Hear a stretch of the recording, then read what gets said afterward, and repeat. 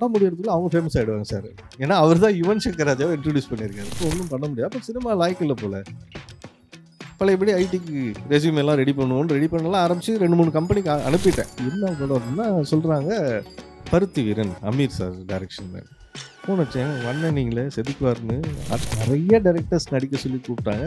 எல்லார்ட்டையும் ஒரே பதில் தான் சொன்னேன். ஒரு கேரக்டர் கொடுத்துருக்காங்க ஆர்ட் டைரக்டராக நடிச்சிட்டு இருக்கேன் 50 படமாக. இதை கண்டினியூ பண்ணி நடிச்சு முடிச்சிடுறேன், அது போதும் அப்படின்ட்டுன்னு. அதெல்லாம் பண்ணக்கூட கரெக்டாக சொல்லுங்கள், 10ன்னு சொல்லுங்கள். 10 சொன்னால் வந்துருங்க. ஏன்னா இதுவும் கே பாலச்சந்தர் கற்றுக் கொடுத்தது தான். அவர் சொல்லார், ஒருத்தர்கிட்ட 10 மணிக்கு வரேன்னு சொல்கிறேன்னா 9 மணிக்கா போய் நின்று நீ அவங்க ஆஃபீஸ்க்குள்ளே போக கூச்சமாக இருந்தால் வெளியே.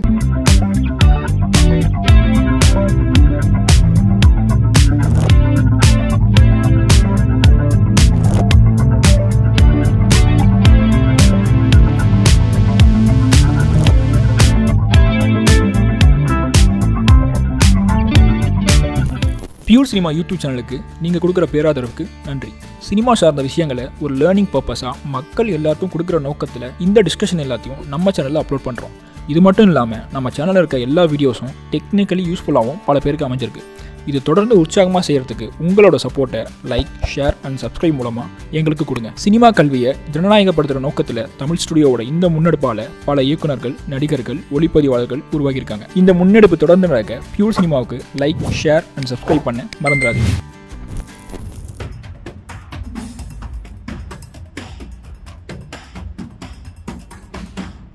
கலை மனிதனாக பிறந்த ஒவ்வொருவனும் அள்ளி அள்ளி பருக வேண்டிய அமிர்தமடாது.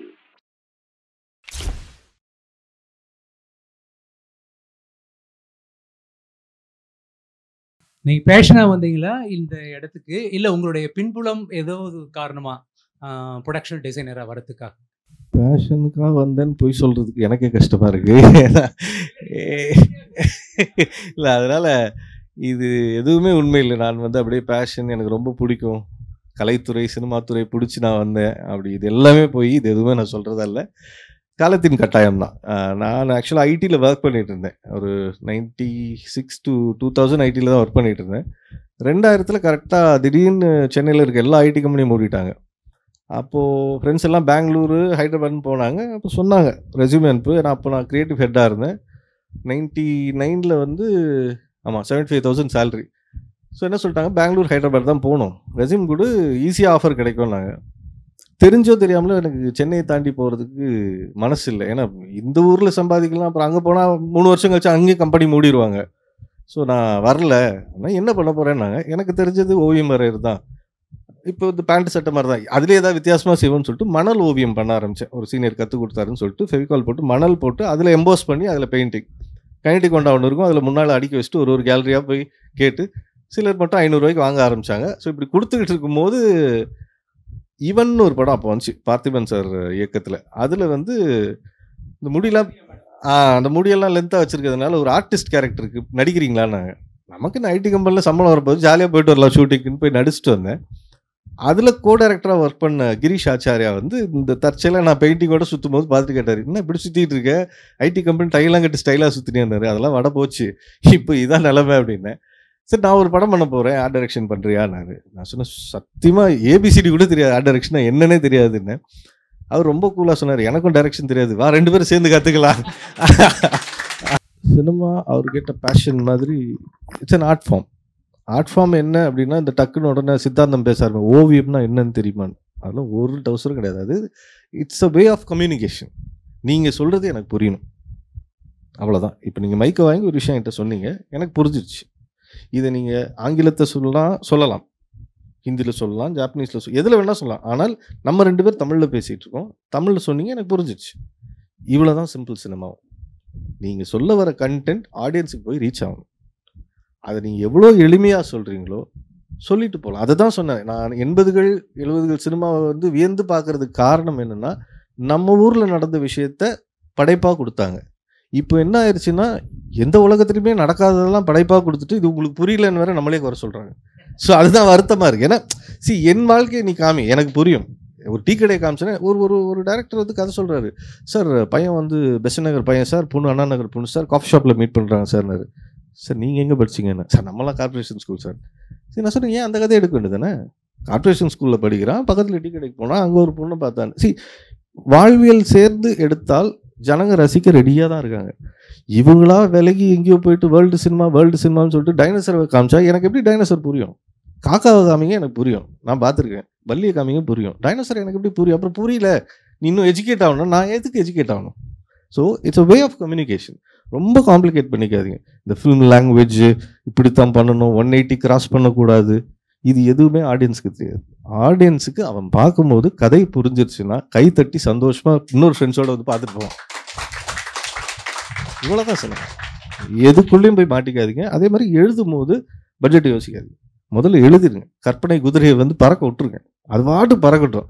அப்புறம் ப்ரொடியூசராக அதை பார்க்க ஆரம்பிங்க. அவர் எதை பார்த்தா நம்மளை வந்து மிரட்ட போகிறாரு, இது எப்படிப்பா எடுப்பேன்னு கேட்பாரா, அதை குறைங்க. அதுக்கப்புறம் குறைங்க.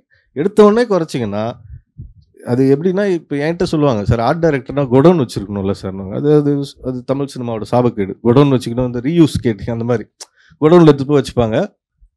அடுத்த செட் டிசைன் பண்ணும்போதே வச்சுப்பாங்க, நம்மக்கிட்ட ரவுண்டு பில்லர் 4 இருக்குது, ஸோ அது மாதிரி பண்ணிக்கலாம் டிசைன். ஸோ டிசைனாகவே வந்து என்ன நான் குறுக்கிக்கிற மாதிரி இருக்கும். அதனாலே சொல்ல, தயவு செஞ்சு குடோன்லாம் நான் அன்னைக்கு என்ன தோணுதோ நான் செட் டிசைன் போடுறேன், அதுக்கு என்ன வருமோ அதை பண்ணிக்கலாம். அதே மாதிரி தான் கதையும், தோன்றதை எழுதுங்க, அதுக்கப்புறம் எடிட் பண்ணுவோம். நீங்கள் சொன்னதுனால நான் கேட்குறேன்.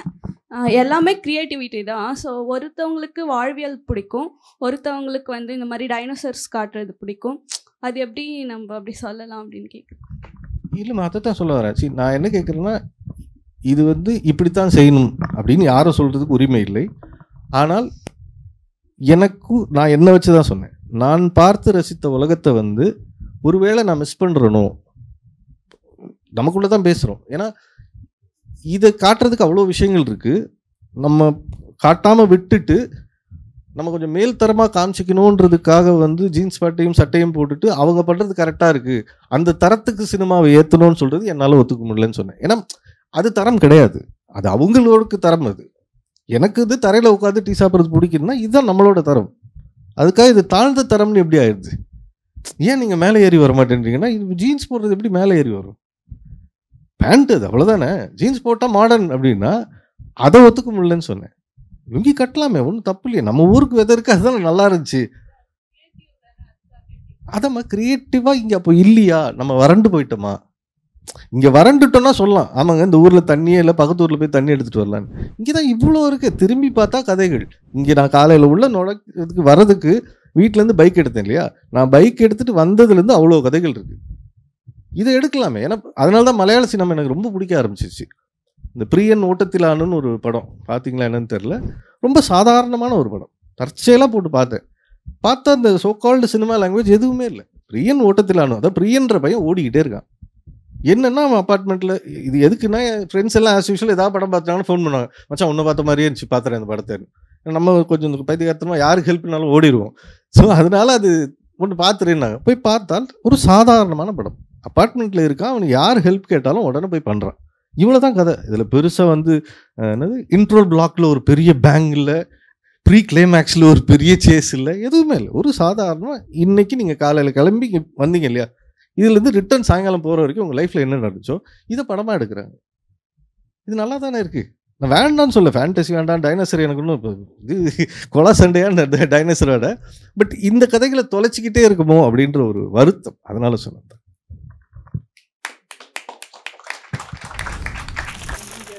தமிழ் தவிர வேற என்னத்துக்கு சார் பண்ணியிருக்கீங்க? தப்பா நினச்சிக்காதீங்க, கேட்குறேன். எனக்கு தெரியாது அதனால. ஆனால் நான் விகடன் வாசகன்றதால உங்களை நான் பார்த்துருக்கேன். 3 டைம் நீங்கள் அவார்டு வாங்கும் போதும் நான் விகடனில் பார்த்துருக்கேன். ஏன்னா விகடன் A to Z படிச்சுட்டு இருக்கேன் ஒரு 46 இயர்ஸாக. அதனால் எனக்கு உங்களை நல்லா தெரியும். அந்த கேள்விக்கு பதில் சொல்லிடுறேன். தமிழ் படங்கள் மட்டும்தான் பண்ணியிருக்கேன். ரீமேக்காக வந்து போராளின்னு ஒரு படம் சமுத்திரகடி சார் பண்ணார், அதை வந்து புனித் ராஜ்குமாரை வச்சு கன்னடத்தில் பண்ணோம். அப்புறம் நிமிர்ந்தில் வந்து தமிழில் ஜெயம் ரவி பண்ணார், அதை வந்து நானி தெலுங்கில் பண்ணார். அதனால ஒர்க் பண்ணியிருக்கேன். மற்றபடி தமிழ் மட்டும்தான் பண்ணியிருக்கேன். அதனால வந்து தமிழை விட்டு போக மாட்டேன், என் தமிழ் பற்றி என் உயிர் மூச்சு அப்படிலாம் ஒன்றுமே கிடையாது. வேலை கொடுத்தாங்கன்னா அங்கேயும் போய் வேலை செய்யும், இதற்கு கூப்பிடல. அதனால தான் அது இல்லை, அதுக்குள்ளேயே நான் வரல. அவங்க காசு கொடுத்தாங்கன்னா அங்கேயும் வேலை செய்ய தயாராக இருக்கேன். இது தொழில். நீங்கள் ஐடியில் ஒர்க் பண்ணுறது விட்டு வந்தீங்க, அப்போ அங்கே வந்து சேலரி வந்து உங்களுக்கு அதிகமாக இருந்திருக்கலாம். மேபி இங்கே வந்து ஆர்ட்டில் ஒர்க் பண்ணும்போது கொஞ்சம் கம்மியாக இருந்திருக்கலாம். அதுக்கும் நீங்கள் வந்து இதையும் எப்படி பார்க்க ஆரம்பிச்சிங்க? அந்த டைமில் வந்து உங்களுக்கு கொஞ்சம் வழி கிடச்சிருக்கும் கண்டிப்பாக. அந்த ஐடி விட்டு வெளியே வரும்போது வித் இதில் சேரும்போதும் வந்து உங்களுக்கு வந்து கிடச்சிருக்கும். இதனால் இது நம்மளுக்கு எதுவுமே இல்லாத மாதிரி இருக்கே அப்படின்ற ஒரு ஃபீல் இருந்துருக்கும். அப்போ வந்து நீங்கள் அந்த விஷயத்தை எப்படி பார்த்தீங்க, எப்படி ஹேண்டில் பண்ணி நீங்கள் மேலே வரதுக்கான ட்ரை பண்ணீங்க? வேறு எடுத்தோடனே கோச்சிக்காதீங்கன்னீங்களா கேள்வி கேட்கும்போது, ப்ளூ சட்டை வேறு போட்டிருக்கீங்களா, பயமாயிடுச்சு, என்னடா ஏதோ கேள்வி கேட்க போறீங்க அப்படின்னு. இல்லைம்மா, இது அதான் சொன்னேன். இப்போ இதை நான் பதில் சின்னதாக சொல்லிடுறேன். ஆனால் முழுசாக சொல்லணும்னா, இப்போ நம்ம ஆரம்பிச்சோல்ல ஒரு 2 மணி நேரம் செஷன், அந்தளவுக்கு நீண்டு வரும் அந்த கதை. ஏன்னா முதல்ல கேட்ட மாதிரி தான், பேஷனில் வந்தீங்களா சினிமாவுக்கு அப்படின்ற மாதிரி. நான் காலத்தால் தள்ளப்பட்டு தான் வந்தேன். ஏன்னா ஐடி கம்பெனி மூடிட்டாங்க. ஐடி கம்பெனி விட்டு நான் இப்போல்லாம் சொல்கிறாங்களே நான் விவசாயம் பண்ணுறதுக்காக வேலையை விட்டுட்டு வந்துட்டேன், அப்படிலாம் இல்லை. கம்பெனியை மூடிட்டாங்க, வேறு வழி இல்லை, சம்பாதிச்சு தான் ஆகணும். அப்போ தான் பையன், ஆமாம், ஹாஸ்பிட்டலில் டெலிவரி சேர்த்துருக்கும் போது கம்பெனியை மூடிட்டாங்க. இப்போது ஹாஸ்பிட்டலில் பில்லு கட்டணும்னா 60,000 கேட்குறாங்க, 60,000 கையில் காசு இல்லை. ஸோ அந்த கண்டிஷனில் வந்து தள்ளப்பட்டோம். ஐடியிலேருந்து வெளியே வந்தாச்சு. ஏன்னா கம்பெனி கிடையாது எங்கேயும், உடனே போய் இன்டர்வியூ அட்டன் பண்ணி சேர அளவுக்கு இன்னளைக்கு டெக்னாலஜியும் கிடையாது. ஸோ அந்த 3 வருஷம் பையன் வளர்ந்து வர வரைக்கும் அவனுக்கு ரப்பர் ஷீட் வாங்கணும்னாலே நான் போய் பெயிண்டிங் விற்றுட்டு வந்தால் தான் உண்டு. ஸோ இப்படி தான் போய்கிட்டு இருந்தது. சரி, சினிமா வந்துட்டோம், இப்போ அந்த ஃப்ரெண்டு பண்ணாருன்னு சொல்லிட்டு போய் அதில் பண்ணிட்டு, ஃப்ரெண்டுன்றனால ஜாலியாக பெங்களூர் போயிட்டோம். ஒரு 1.5 மாதம் ஜாலியாக பெங்களூர்லேருந்து வந்தாச்சு. இப்போ தமிழ் சினிமாவில் பண்ணணுன்னா நீங்கள் சொன்ன மாதிரி ஐடிலேருந்து வந்ததுனால தயக்கம், என்ன பண்ணுறது, யாரை போய் ரீச் பண்ணுறதுன்னு. நல்ல வேலை லக்கிலி இந்த அகரம்னு ஒரு படம் பண்ண டேரக்டர் வந்து நான் ஐடியில் இருக்கும்போதே ஃப்ரெண்டு. அவர் கேட்டார், என்னங்க இங்கிலீஷ் படம் தான் பண்ணுவீங்களா, தமிழ் பண்ண மாட்டீங்களான்னு. பஸ் கூப்பிட்டா பண்ண போகிறோம் அப்படின்னா, அகரம்னு ஒரு படம் ஸ்டார்ட் பண்ணுறோம் அப்படின்னாரு. சரி, ஓகே, படம் ஸ்டார்ட் பண்ணுறாங்க, போய் வேலை செய்வோம் அப்படின்னா. எனக்கு தெரிஞ்சு அந்த படம் 2 வருஷம் டைம் கிடைக்கும் போதெல்லாம், கையில் காசு கிடைக்கும் போதெல்லாம் ஃப்ரெண்ட்ஸ்லாம் போடுவாங்க, கொஞ்ச நாள் ஷூட்டிங் பண்ணிட்டு வருவாங்க. நம்ம மெதுவாக காசு கேட்டோன்னா, சார் காசு தான் இல்லைன்னு சொன்னோம் சார், நானே உங்கள் பைக்கில் தான் வரேன் அப்படின்ட்டு நான் பெட்ரோல் போட்டு அவரை கூப்பிட்டு போனோம். ஏன்னா 1 மாதம் 2 மாதம் 2 வருஷம் இப்படியே ஓடுது. ஆனால் அந்த டேரக்டர் அப்போவே சொன்னார், சார் என் லக்கு ஒன்று இருக்குது சார், நான் யாரையாவது கஷ்டப்பட்டு கூப்பிட்டு வருவேன் சார், என் படம் முடியறதுக்குள்ள அவங்க ஃபேமஸ் ஆகிடுவாங்க சார். ஏன்னா அவர் தான் யுவன் சங்கர் ராஜாவை இன்ட்ரடியூஸ் பண்ணியிருக்காரு. ஸ்கூலுக்கு போயிட்டு வந்து உட்காந்தாரான் வீட்டுக்குள்ளே, ராஜா சார்ட்டு இவர் போயிருக்காரு, ரிக்வஸ்ட் பண்ணேன். அப்போது இந்த தம்பி வச்சுக்கிட்டுமா நானுன்னாரா, யூனிஃபார்மில் தான், ஐஸ்கிரீம் வாங்கி தருவீங்களா, நான் வாடா போகலாம் அப்படின்னு சொல்லிட்டு இன்ட்ரடியூஸ் பண்ணேன் சார். என் படம் வரதுக்கு முன்னால் அவர் ஃபேமஸ் ஆகிட்டார் இவனாண்டாரு. அதே மாதிரி நடந்துச்சு. கரெக்டாக அந்த படம் முடியறதுக்குள்ளே எனக்கு பொய் படம் கால் வந்தது. கேபி சார் கூப்பிட்டாரு, நான் போயிட்டேன். நான் சொல்ல சார், நான் கூப்பிட்றவங்களாம் ஃபேமஸ் ஆகிடுவீங்க அப்படின்னாரு. இப்போ போய் ஒர்க் பண்ணுறேன். பொய் படத்தில் சம்பளம் வந்து 25,000. சரி, 25,000ன்றாங்க, மாதம் மாதம் கொடுப்பாங்க போல் அப்படின்னா, இல்லை சார் இந்த படத்துக்கே 25,000, அது ஒரு வருஷம் எடுக்கிறாங்க. சரி, ஓகே. இது ஆனால் படம் எடுக்கிறாங்க, ரிலீஸ் ஆக மாட்டேங்குது. நானும் வீட்டிலலாம் சொல்கிறேன், போஸ்டர் இதில் வருது, பேப்பரில் வருது, அப்போல்லாம் பயங்கரமாக ஃபோட்டோ எடுத்துகிட்டு பார்த்து பேப்பரில் பார்த்தப்பா அந்த படம்னு. ஆனால் ரிலீஸே ஆக மாட்டேங்குது. 3 படம் பண்ணிட்டேன், பிரைட்ஸ் வாண்டட், அகரம், பொய். ரிலீஸ் ஆக மாட்டேங்குது. கடைசியில் பொய் தான் ஃபஸ்ட்டு ரிலீஸ் ஆகுது, கே பாலச்சந்தரின். எல்லாரும் வர கூப்பிட்டு சொல்கிறாங்க, கே பாலச்சந்தர் இருந்து மோதிர கையால் கூட்டுப்பட்டவங்க, ரஜினி கமல்லாம் அவர்கிட்ட தான் அப்படி வளர்ந்துட்டாங்க. நமக்கு ஒரே சந்தோஷம், ஓ அடுத்து நம்ம தான் தோட்டாதரணி போல் அப்படின்னு சொல்லிட்டு ஃபஸ்ட்டு டே ஆல்பர்ட் தேட்டருக்கு ஃபேமிலி ஃப்ரெண்ட்ஸ் எல்லாம் ஒரு 36 பேர் போயிட்டோம். போனால் நாங்கள் 36 பேர் தான் இருக்கோம். அட்டர் ஃப்ளாப்பு படம், கேபி சாரோட கடைசி படம், அட்டர் ஃப்ளாப்பு. மிச்சம் இருந்த 4 பேர் கமெண்ட்டாக அடிச்சு சிரிக்கிறாங்க படத்தை பார்த்து. அவுட்டு. அடுத்த மாதம் அகரம் ரிலீஸ் ஆகுது, அதுவும் ஃப்ளாப்பு. பிரைட்ஸ் வாண்டட் ரிலீஸே ஆகலை. ஓகே, படம் முடிஞ்சுது. இது இவ்வளோதான். 25,000 கொடுத்தாங்க, அதுலேயும் நம்மளால் ஒன்றும் பண்ண முடியாது. அப்போ சினிமா லாய்க்கில்லை போல். பழையபடி ஐடிக்கு ரெஸ்யூம் எல்லாம் ரெடி பண்ணலாம் ஆரம்பித்து 2-3 கம்பெனிக்கு அனுப்பிட்டேன். அப்போது ஒரு அழைப்பு வந்தது, இந்த மாதிரி ஒரு படத்தில் ஒரு ஆர்ட் டேரக்டருக்கும் சண்டே ஆயிடுச்சா, 10 நாள் தான் ஷூட்டிங் நடந்திருக்கு, நீங்கள் போகிறீங்களா அப்படின்னாங்க. என்ன படம் அப்படின்னா, இந்த மாதிரி மதுரையில் ஷூட்டிங் போயிட்டுருக்கு. இதுக்கு முன்னால் சமுத்திரக்கனி கோயிலில் ஒர்க் பண்ணிட்டு இருந்தார் அசோசியேட் டைரக்டராக. அவர் ஸ்ரீலங்காவில் இருக்கும்போது சொல்லுவார், எங்கள் அண்ணன் ஒரு படம் எடுக்கிறார், அப்படியே செதுக்குவார் சார் அப்படின்ட்டு. சரி, என்ன படம் அப்படின்னா சொல்கிறாங்க, பருத்தி வீரன், அமீர் சார் டைரக்ஷன். ஃபோன் அடிச்சாங்க, உங்கள் அண்ணன் நீங்களே செதுக்குவார்னு ஆர்ட் டைரக்டரை செதுக்கி அமிச்சிட்டாராமே, போகலாமா அப்படின்னேன். அது ஒன்றும் சொன்னார், பஸ் கண்ணை மூடிட்டு கிளம்பி போங்க, படம் வந்து அப்படி இருக்கும்னாரு. அதே மாதிரி கண்ணை மூட்டு கோயம்பேடு பஸ் ஏறி நேராக மதுரைக்கு ஒரு 4 செட் ட்ரெஸ் எடுத்துகிட்டு போயாச்சு. சரி, கூப்பிட்ருக்காங்களே படம் தானே, இன்னும் 2.5 வருஷம் எடுக்கிறாங்க எடுத்துக்கிட்டே இருக்காங்க. எப்போ முடியும்னே தெரிய மாட்டேங்குது. காலையில் எங்கே நடக்கும் தெரியாது. அப்படியே காரில் கூட்டு போய் இறக்கி விடுவாங்க. ஜாக்சன் அந்த இடத்துல ஒரு சின்ன குடிசை போட்டுருக்கேன்ட்டு போயிடுவார். எப்போ மத்தியானம் வருவேன் அப்படின்ட்டு போயிடுவார். சரி, கடை இப்படியே ஒரு 2.5 வருஷம் ஓடுது. பசங்க அசிஸ்டண்ட்லாம் டென்ஷன் ஆகிறாங்க, சார் இப்படி நம்ம வேலை செய்யணுமா? ஏன்னா வெயில் மதுரையில் பிச்சு எடுக்கும், சரியான மரியாதை இருக்காது. என்ன நில்லுன்னுவாங்க, சரி நான் நின்றுக்கிறேன்னு. இப்படியா ஓடுது 2.5 வருஷம். சரி, இப்போ பசங்களுக்கு என்ன கோவம்னா, இதுக்கு நம்ம சாதாரணமாக சின்ன படம் பண்ணிட்டு போயிருக்கலாமே. ஆனால் இந்த படம் ஓடுனா எவ்வளோ ப்ராஃபிட்னு யோசிப்பாரு. திருப்பி நமக்கு படம் வரப்போகுது, அந்த டைரக்டருக்கு படம் வரப்போகுது, இதில் வேலை செஞ்ச எல்லாரும் வேலை செய்வோம், சந்தோஷமாக நினைங்களேன், படம் ஓடிட்டு போட்டுமே. வலி ஒன்று தான், வலி எல்லாரும் அனுபவித்தோம். ஆனால் அந்த படம் ஜெயிக்கிட்டுமே, அந்த இண்டஸ்ட்ரியில் தானே இருக்கணும். அதுக்கேற்ற மாதிரி பருத்தி வீரன் ஜெயிக்குது.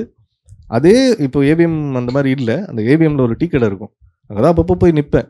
அதே டீ கடையில் போய் நிற்கிறேன், சார் என்ன சார் நீங்கள் இங்கே வந்து டீ சாப்பிட்றீங்கன்றாங்க. டேய் போன வாரம் வரைக்கும் இங்கே தான் டீ சாப்பிட்டு, ஏன்னா ஒரே ஒரு ஹிட்டு, 3 படம் போச்சு, அந்த ஒரு படம் ஹிட்டு அப்படியே மாற்றி விட்டுருச்சு. சார் நீங்கள் தானே சார், அந்த டக்குன்னு ஒரு சார் வந்துருச்சு, இந்த கேப் வந்துருச்சு, தாடிக்கு மரியாதை வந்துருச்சு, இது எல்லாம் அந்த ஒரு ஹிட்டு படத்தில். ஸோ அந்த ஹிட்டு வரணும்னா இந்த வலியும் வேதனையும் வந்து அனுபவிச்சு தான் ஆகணும். அது சந்தோஷமாக அனுபவிச்சிட்டோம்னா இது வந்துடும். சார் இப்போ வந்து படங்களில் வந்து வயலன்ஸை காமிக்கிறதுல ஆர்ட் டைரக்ஷனோட சேலஞ்சஸ், ரெஸ்ட்ரிக்ஷன் என்னென்ன சார்? ரொம்ப ராவாக காமிச்சா டிஸ்டர்பிங்காகவும் இருக்கும். ஸோ அந்த பேலன்ஸை எப்படி ஆர்ட் டைரக்ஷன் சைட்லேருந்து எப்படி ஃபேஸ் பண்ணுவீங்க? ஆர்ட் டைரக்டர் வந்து கூலி தொழிலாளி தாம்மா, அவங்க வேலைக்கு கூப்பிட்றாங்க, நம்ம வேலைக்கு போகிறோம். இதில் இப்போ நான் பேசுனதெல்லாம் வந்து பர்சனல் கருத்து, இது வந்து ஒரு சோஷியல் ஃபாரம், அதனால் என் மனசில் பட்டதை இப்போ கேட்டாங்க ஏன் சார் படம், இது மனசில் பட்டதை சொல்கிறோம்.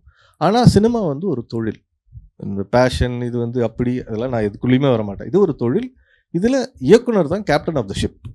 அவர் என்ன சொல்கிறாரோ அதை பண்ணி கொடுக்குறது தான் நம்ம வேலை. அவர் வன்முறை எடுக்கிறாரு அப்படின்னா அது அவரோட கதைக்களம், அதுக்கு கத்தி ஷார்ப்பாக கேட்டார்னா பெரிய கத்தியாக செஞ்சு கொடுக்குறது தான் என் வேலை வழியே. சார் அப்படிலாம் கத்திலாம் செஞ்சு தர மாட்டேன், குச்சியில் அடிக்கலாம் நம்ம சொல்ல முடியாது. ஏன்னா அது கதைக்களம், அது ஒரு தொழில். அதுக்கு தர்மம் செய்யணும்னா அவங்க அந்த கதைக்கு என்ன தேவைப்படுதோ, அது எவ்வளோ ரத்தம் தேவைப்படுதோ லிட்டர் கணக்கில் வாங்கி ஊற்ற வேண்டியது தான் நம்ம வேலை. பர்சனலாக நான் வன்முறையான படம் பார்க்க மாட்டேன்னா அது என்னோட பர்சனல் அது. ஆனால் இது ஒரு தொழில், இதில் வேலைக்கு வந்துட்டோம்னா அவங்க எந்த கதை சொல்லி அதுக்கு என்ன கேட்டாலுமே அதை செஞ்சு கொடுக்குறதா வேலை. அதில் உடன்பாடு இருக்குது இல்லைன்றது வெளியே போய் ஃப்ரெண்ட்ஸுக்கிட்ட பேசிக்கலாம். ஆனால் அங்கே அந்த டைரக்டர் கேட்குறாருன்னா அதை 200% திருப்தியாக பண்ணி கொடுக்குறது நம்ம வேலை. ஸோ கத்தி அப்படின்னாங்கன்னா வன்முறைனாங்கன்னா ஆமாம் எஸ் விதவிதமான கத்தி செஞ்சு வச்சுப்போம், டம்மி முடிஞ்ச அளவுக்கு வலிக்காத அளவுக்கு ரப்பரில் டம்மியாக பண்ணிப்போம், இவ்வளோதானே வழியை. வன்முறையை குறைக்கிறது அப்படின்றது நம்ம வேலை கிடையாது, ஏன்னா இது தொழில். இது சார் லாஸ்ட் கொஸ்டினால் ஒப்பீனியன் மாதிரி கேட்குறேன். இப்போது எனக்கு உங்களை பார்க்கும் போது இப்போ தான் ஃபஸ்ட் டைம் பார்க்குறேன், பட் ஆனால் ரொம்ப ஃபெமிலியரான ஃபேஸ் மாதிரி இருக்குது. நீங்கள் ஆனால் இண்டஸ்ட்ரியில் தான் ஒர்க் பண்ணுறீங்க, உங்களை யாருமே வந்து நடிக்க கூப்பிடல. ஏன்னா நீங்கள் இங்கே எக்ஸ்பிளைன் பண்ணும்போதே சொல்கிற அந்த வே ஆஃப் ஸ்டோரி டெல்லிங்கும் ரொம்ப அழகாக இருக்குது. லைக் நடுவில் மிமிக்ரிலாம் பண்ணுறீங்க, நிறைய டேலண்டடாக இருக்கீங்க. ஸோ உங்களை யாருமே எதுக்குமே கூப்பிடலையா நடிக்கிறதுக்கு ஆர் சம்திங்?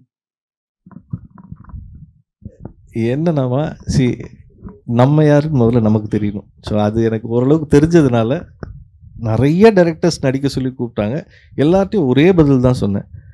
ஒரு கேரக்டர் கொடுத்துருக்காங்க ஆர்ட் டைரக்டராக நடிச்சிட்டு இருக்கேன் 50 படமாக, இதை கண்டினியூ பண்ணி நடித்து முடிச்சிடுறேன் அது போதும் அப்படின்ட்டுன்னு.